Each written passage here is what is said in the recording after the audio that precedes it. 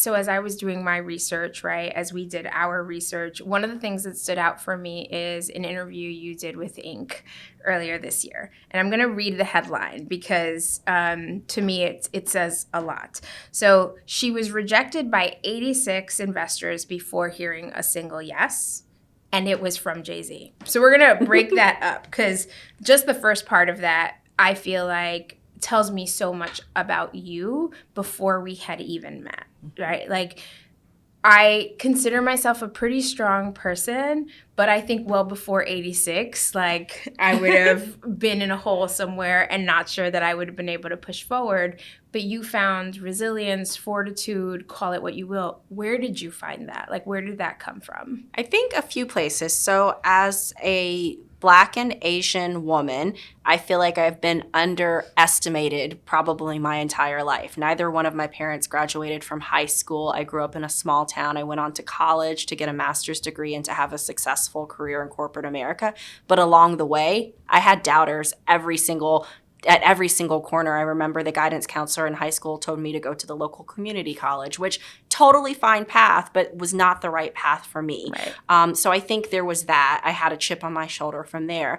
And then I had a bigger North Star, which I would encourage of any entrepreneur, because this road is hard and lonely and long.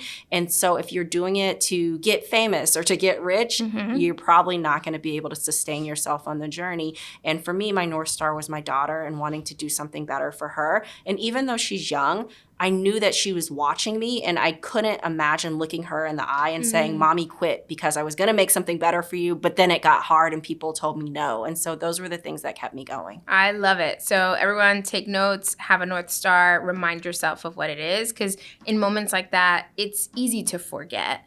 I was also nodding my head I was like, yeah, that sounds familiar. Yep, guidance counselor story. I got that one. Yes. And so I'm sure a lot of people are going to be nodding their heads along with you. So now the second part of that. So you get a yes. It's not from like someone that people have never heard of, right? Like, I think we can all agree Jay-Z knows a thing or two about making money and running business. What did that feel like?